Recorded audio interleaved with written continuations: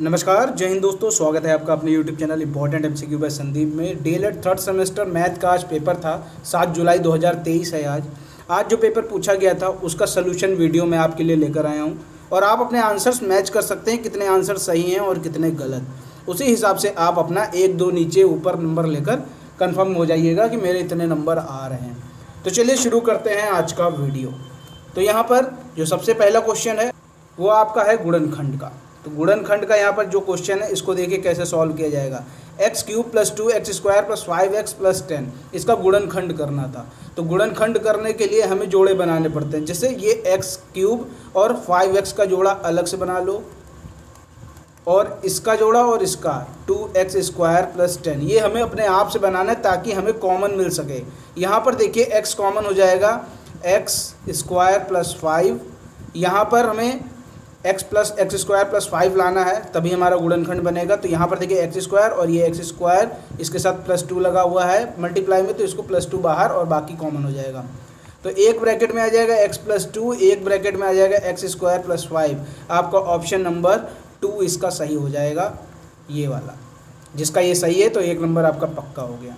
यहाँ पर क्वेश्चन देखिए, log a 3x + 2 log a 243। तो यहाँ पर log a तक तो सेम है, ठीक है, बाकी 3x + 2 और 243 दिया हुआ है। तो 3x + 2 ये 243 को 3 के फॉर्म में लिखेंगे तो 3 की पावर 5 लिख सकते हैं। तो x + 2 = 5 हो जाएगा। तो x की जो वैल्यू आ जाएगी, ये 2 उधर जाएगा माइनस में हो जाएगा, 3 इसका वैल्यू आ जाएगा, x = 3। ऑप्शन नंबर 1 इसका सही उत्तर हो जाएगा। यहाँ पर देखिए फर्श का क्षेत्रफल 48 दे रखा है, ऊंचाई 5 दे रखा है, तो कमरे का आयतन बताना है। क्षेत्रफल 48 दे रखा है यानी लंबाई गुणे चौड़ाई दे रखा है और ये ऊंचाई है यानी इसको मल्टीप्लाई कर दो तो ये आयतन मिल जाएगा। तो 48 × 5 जब इन दोनों का मल्टीप्लाई आप कर देंगे तो आपका आंसर आ जाएगा। 48 × 5 हो जाएगा आपका 240। ऑप्शन नंबर 3 इसका सही आंसर। अगला यहाँ पर जो क्वेश्चन आपके सामने है, √2/5 और रूट कितना लगा 6, तो इसको हो जाएगा 2/5। मैंने बताया था अगर कोई रूट के बाहर लगा तो उसको 1 के फॉर्म में लिख सकते हैं। अगर 6 है रूट के बाहर तो 1/6 हो जाएगा। अगर यहाँ पर कुछ नहीं होता है तो 1/2 होता है। अगर रूट के बाहर 3 होता है तो 1/3 होता है। ये मैंने समझाया भी था आपको।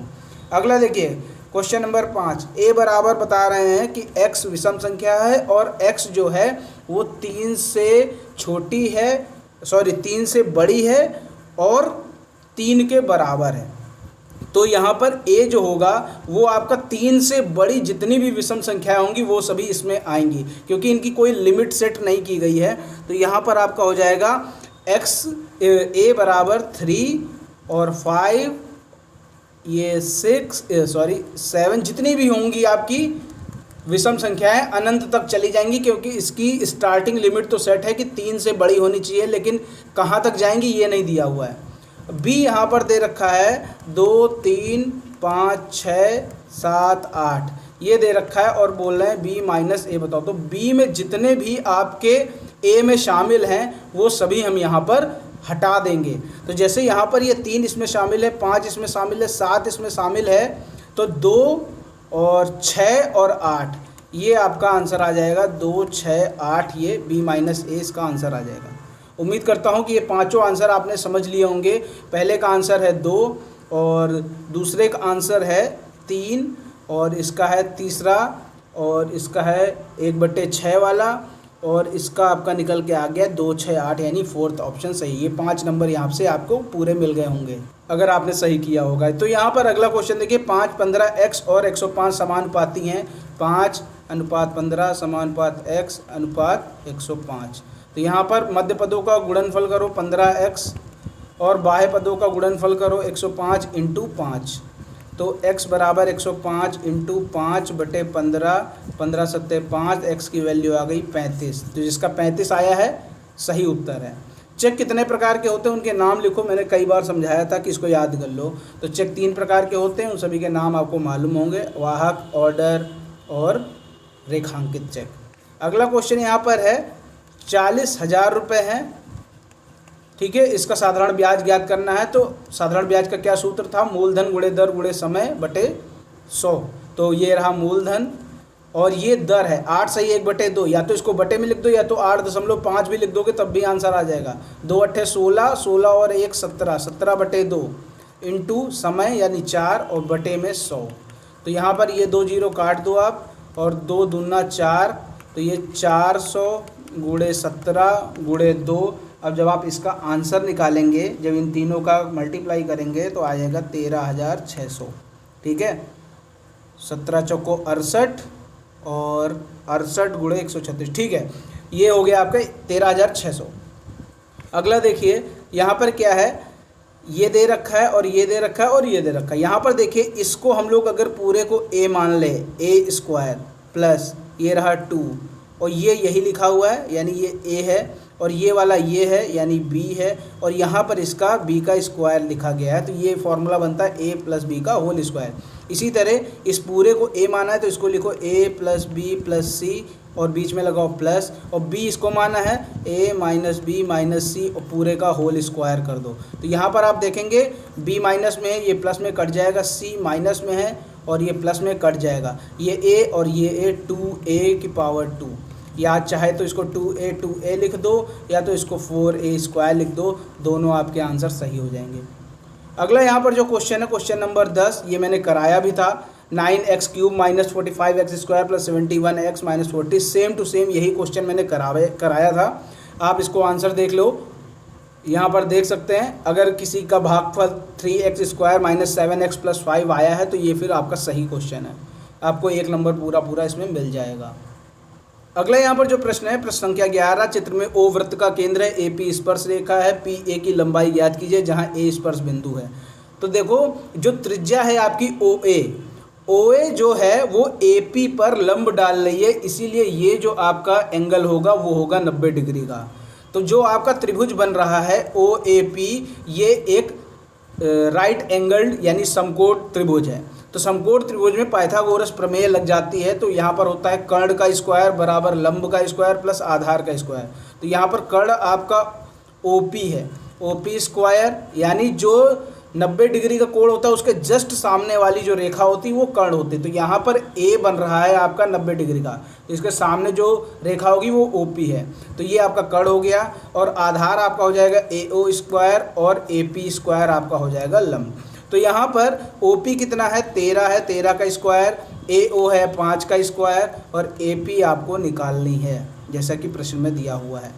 तो 13 169 होगा इसका स्क्वायर, 5 स्क्वायर होता है 25, बराबर के उस तरफ जाएगा माइनस में हो जाएगा AP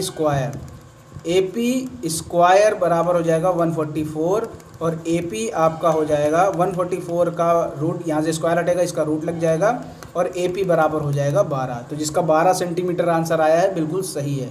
नीचे कमेंट में बताते रहिए कि आपके ये सवाल सही है कि नहीं। 12वां क्वेश्चन देखिए, 3/4 की पावर -2 डिवाइड बाय 2/3 की पावर -4।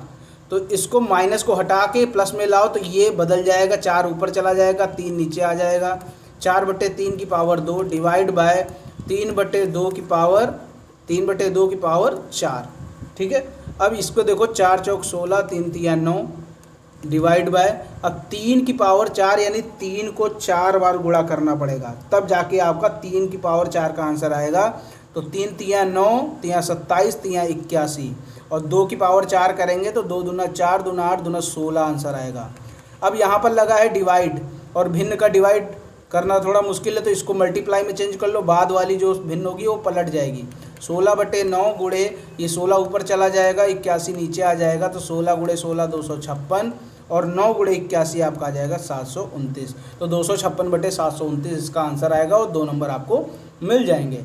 नेक्स्ट क्वेश्चन देखते हैं, क्वेश्चन नंबर 13। 50 आदमी किसी काम को 40 दिन में कर सकते थे, बताइए 30 आदमी कितने दिन बाद हटा दिए जाएं कि शेष काम 75 दिनों में पूरा हो जाए। देखो यहाँ पर आदमी कितने दे रखे, दिन कितने दे रखे। 50 आदमी 40 काम कर लेते हैं, कोई काम है, तो यहाँ पर कुल जो काम हो जाएगा वो इन दोनों का मल्टीप्लाई यानी 50 गुणे 40 बराबर 2000 हो जाएगा।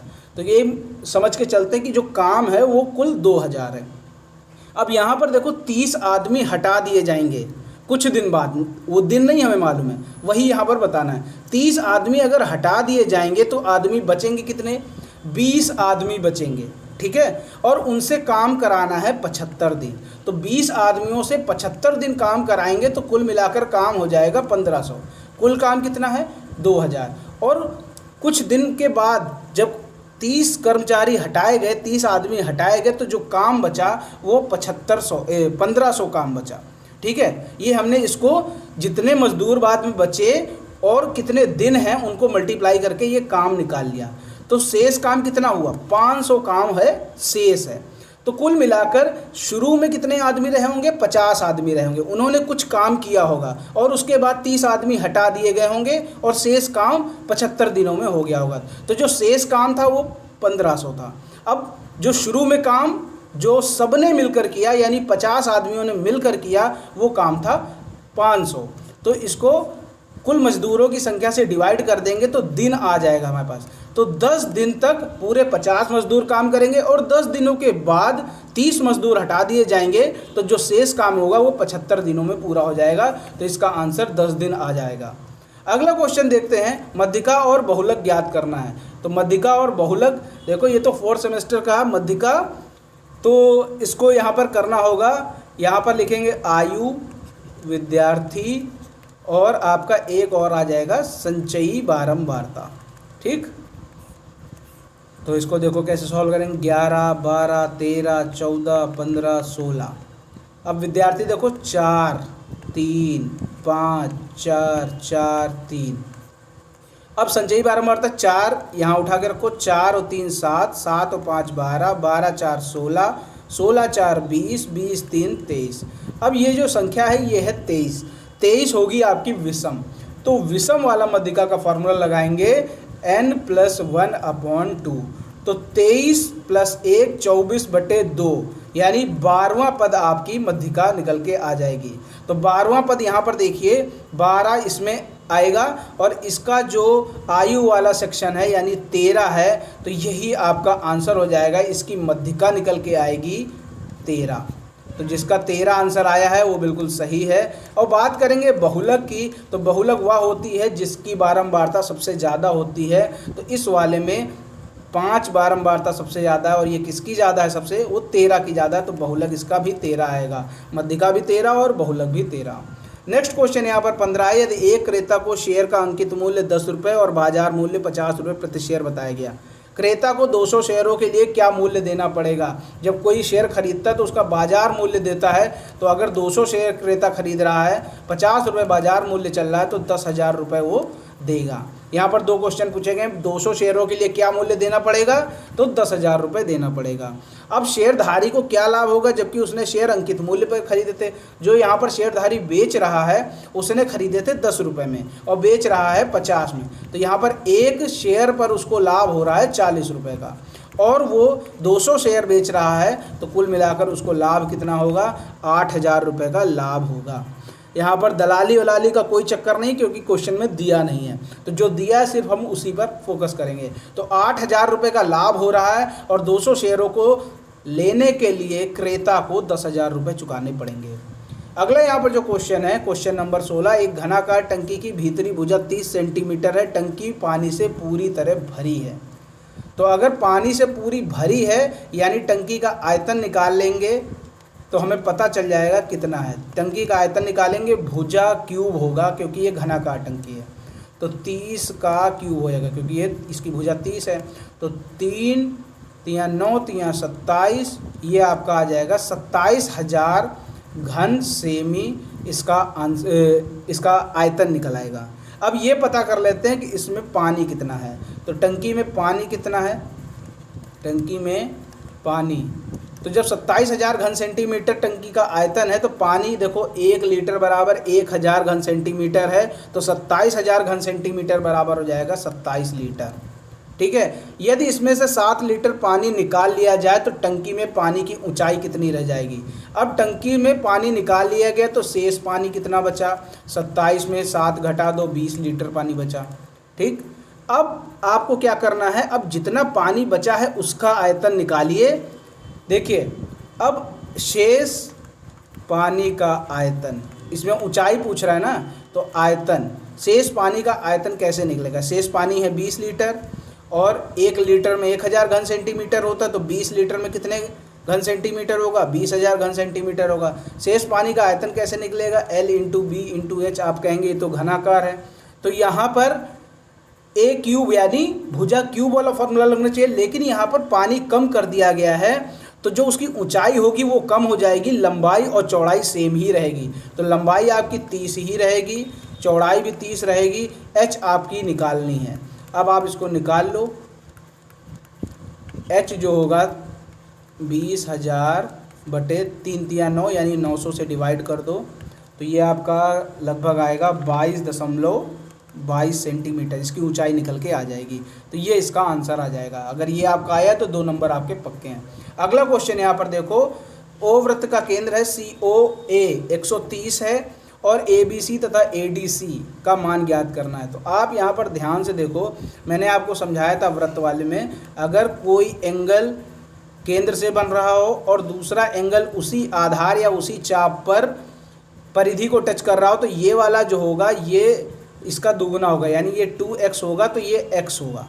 अब ये अगर 130 है तो ये वाला आपका ऑटोमेटिक कितना हो जाएगा? 65, क्योंकि अगर ये 130 है तो ये इसका आधा होगा, तो ये हो जाएगा 165। अब ये तो 65 हो जाएगा, तो ये आपका निकल के आ गया 65, या तो इसको यहीं पर लिख देते हैं। कैलकुलेशन आप लोग कॉपी में किए होंगे, 65 हो जाएगा। अब यहाँ पर एक और लाइन खींची जा रही, ये वाली। अब यहाँ पर देखो, ये और ये बनना है चक्री चतुर्भुज, तो सम्मुख कोण का योग कितना होता है? 180। तो ये वाला 65 और ये वाला आपका जो है ABC, ये दोनों को जोड़ेंगे 180 आएगा, तो एंगल ABC 65 उसमें घट जाएगा 180 में, तो ये आपका आ जाएगा 18 में आपका चला गया, देखिए 10 में 5 गया 5 और 17 में 6 गया 11, 115 इसका आंसर आ जाएगा। तो यहाँ पर 2 एंगल पूछे गए हैं, ABC और ADC। ADC आपका 65 निकल के आ गया और ABC आपका 115 निकल के आ गया। अब मैच कर लो। नीचे कमेंट में ये जरूर बताना कि आपके कितने क्वेश्चन सही हुए। 16,000 का 10% वार्षिक ब्याज की दर से 1/2 वर्ष का चक्रवृद्धि ब्याज ज्ञात कीजिए, जबकि छमाही ब्याज है। तो जब ब्याज छमाही है तो ये जो ब्याज है इसका ये आधा हो जाएगा, 10/2, ये 5% हो जाएगा। ये 1/2 यानी 1.5 वर्ष का है। तो जब ब्याज छमाही देना है तो जो समय होगा वो दोगुना कर दिया जाता है, तो 1.5 × 2 यानी 3 वर्ष।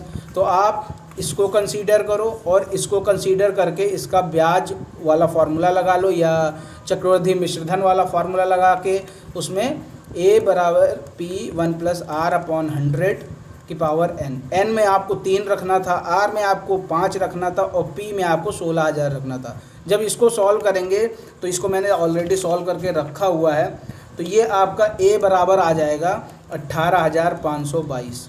तो जो चक्रवृद्धि ब्याज होगा वो a - p होगा, 18,522 - 16,000 इसका मूलधन है, तो इसको घटा दो, तो ये आएगा 2,522 रुपये। ये आपका चक्रवृद्धि ब्याज निकल के सामने आ गया 2,522।